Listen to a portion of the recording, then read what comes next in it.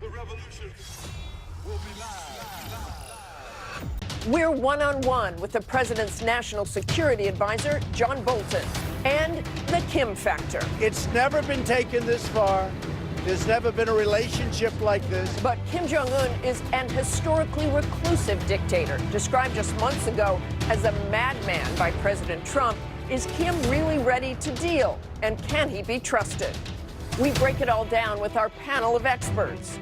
Plus, I'm not going to validate a leak one way or the other out of an internal staff meeting. No apology from the White House after a staffer's inflammatory comments about ailing Senator John McCain. I don't understand what kind of environment you're working in when that would be acceptable, and then you can come to work the next day and still have a job. Our Powerhouse Roundtable takes on the debate over civility in politics. From the White House to your house, the facts that matter this week. From ABC News, it's This Week, Here Now. Co-anchor Martha Raddatz. Good morning. Thank you for joining us this Sunday, and happy Mother's Day. President Trump promised during the campaign that he'd throw out the playbook on foreign affairs. And this week, he's been living up to that promise. On Tuesday, Trump fulfilled one campaign commitment by tearing up the Iran deal. That move earned a sharp rebuke from our allies. Almost immediately, tensions began to flare in the Middle East. And there are fears those tensions will turn to violence, with Iran punishing the Americans through its proxies in the region. And if Iran does restart its nuclear program, the threat of military action from Israel or the U.S. is a very real possibility. Tomorrow, a second promise becomes reality as the American embassy in Israel opens in Jerusalem. There you see Treasury Secretary Steve Mnuchin, Ivanka Trump, and Jared Kushner all arriving in Israel today as part of the president's delegation. But the region is bracing for protests, and there's already speculation that America's recognition of Jerusalem as Israel's capital could kill any chance for peace in the Middle East. And next month, the president's promise to make better deals for America and to walk away from the table if necessary will be put to the test as Trump comes face-to-face with North Korea's leader. That historic summit now set for June 12th in Singapore. It already seems like President Trump is inching towards resolving North Korea's nuclear threat.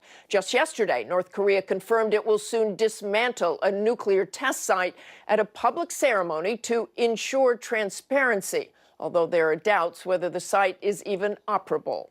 And of course, we saw that historic prisoner release on Thursday. Trump on the tarmac at Joint Base Andrews in the early morning hours, greeting the three Americans released by North Korea and praising leader Kim Jong-un.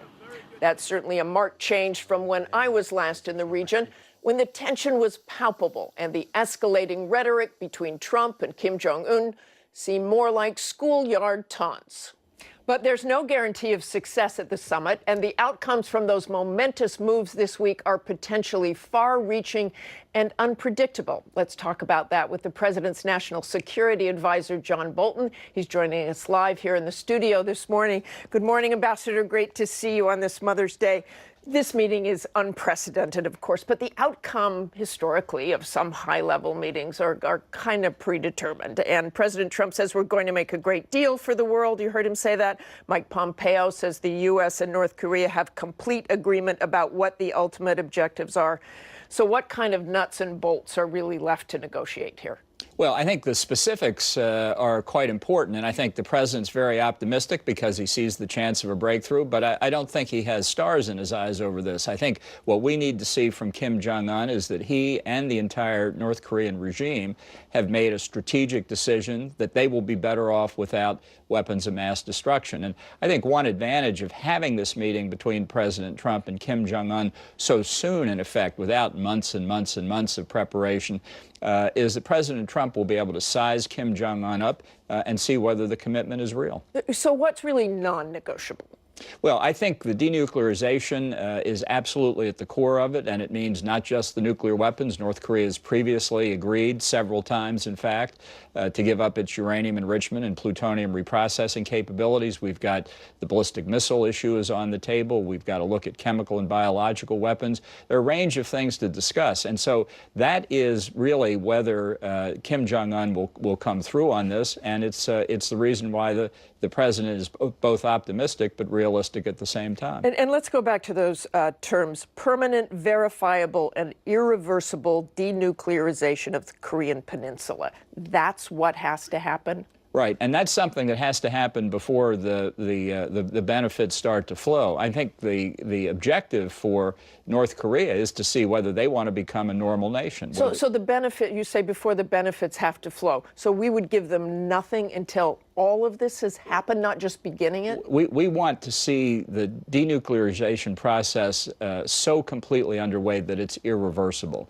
So what does that look like? Well, I think the implementation of the decision means getting rid of all the nuclear weapons, dismantling them, taking them to Oak Ridge, Tennessee. It means getting rid of the uranium enrichment and plutonium reprocessing capabilities. It means addressing the ballistic missile issue, a lot of things like that. And North Korea has a very extensive program. Nobody believes that this is easy to do. It's going to require some discussion with North Korea. They're going to have to reveal all of their locations. They're going to have to allow open inspection. The International Atomic Energy Agency will have a role. The actual deconstruction of the nuclear weapons, I think, will be by the United States, perhaps with the assistance from others, because that's not really in the IAEA's remit.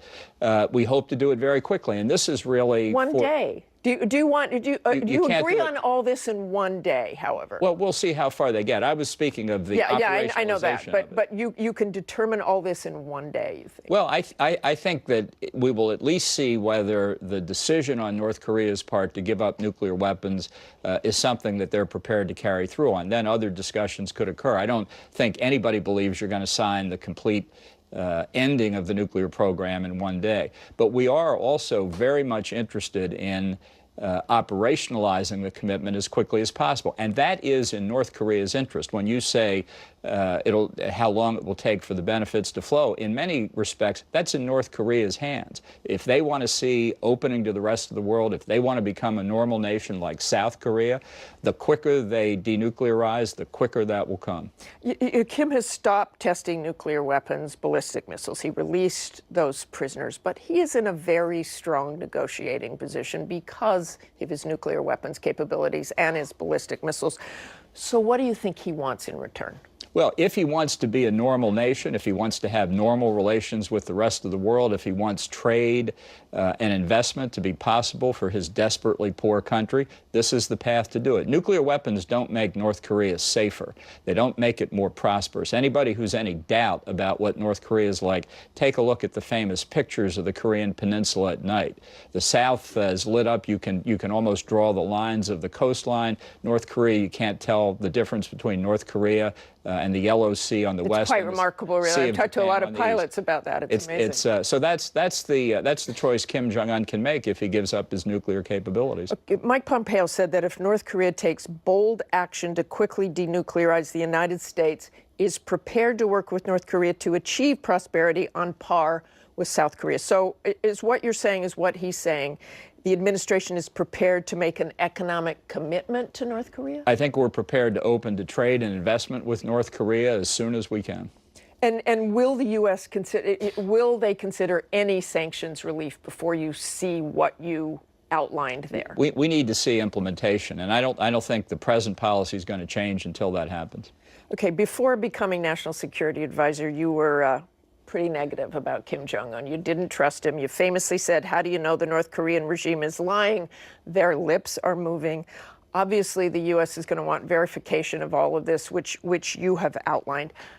But just in this last month, since you became National Security Advisor, has your opinion of Kim changed? Have you seen a different Kim? Have you learned anything about him that's changed your opinion? Well, let me just say, as a general proposition, I've read and said a lot of things in the past. I was a free agent. It was a wonderful way to be able to get your opinions about, but I'm not going to compare and contrast what I said over a long period of time with what I do now, because the advice that I give to the president, I give to him and not to discuss. I think the key point here is that the president's going to make the decision when he sits down with Kim Jong-un just what exactly the North is up to, and he'll size him up, and he's got an outstanding ability to do that, and we'll see what comes from it. I want to go back to that. I wasn't wanting you to compare.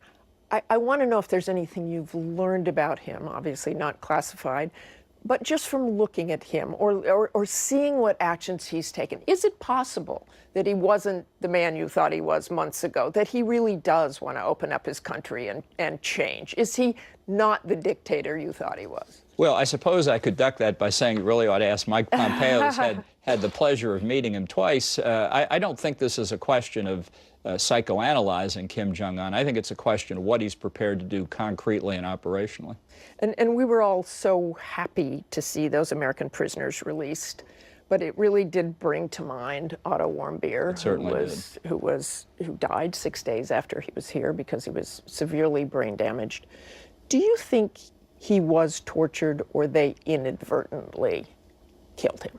Well, I don't think that there's much doubt that his condition was due to his treatment in North Korean prisons, and we've seen the same pattern of behavior over the years. That's the kind of pattern of behavior that's simply unacceptable. But do you think he was tortured? Look, I'm not going to get into the specifics, but it goes to the critical point. If North Korea really wants to be a normal nation, that has to be not only ceased, it has to be exposed in the past for the benefit, for example, of the families in Japan whose children were kidnapped by North Korea over a period of years.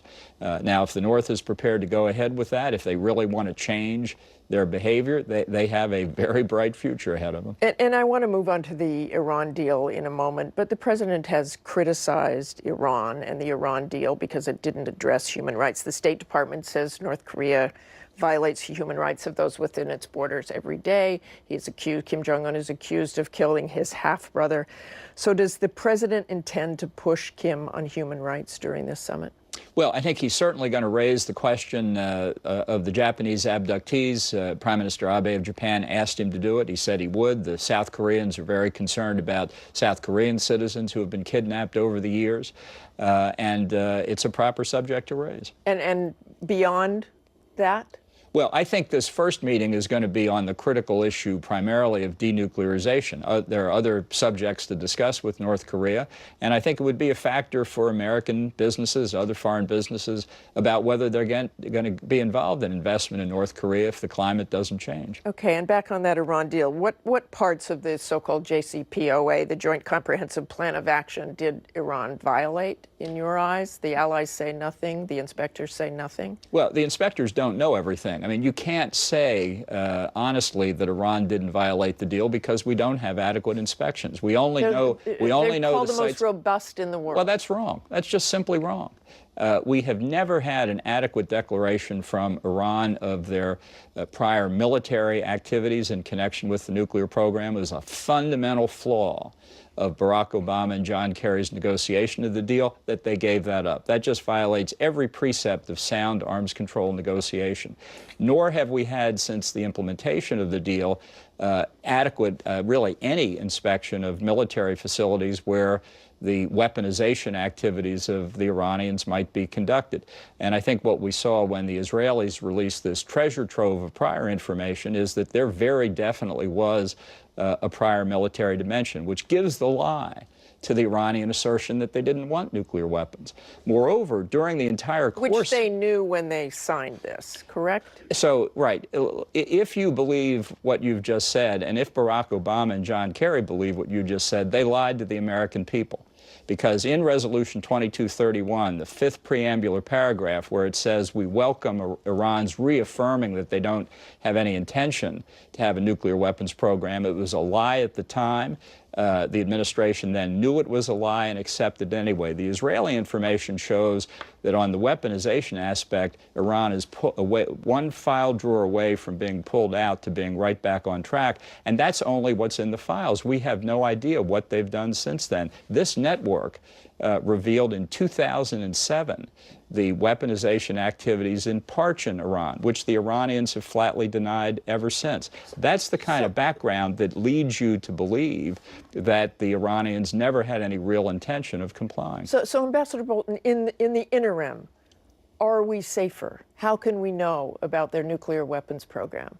Well, I think we have inadequate information on the nuclear weapons program now. So the real answer to your question is we don't know. Since we don't know where they are now, we won't know where they are for sure in the near future. But I will tell you, if you look at the advances that Iran has made under cover of this agreement, its conventional military and terrorist advances in Iraq, in Syria, in Lebanon, in Yemen, since 2015, Iran was really on the march. They were shifting the balance of power in the Middle East until President Trump got out of this deal. Would you advocate for regime change?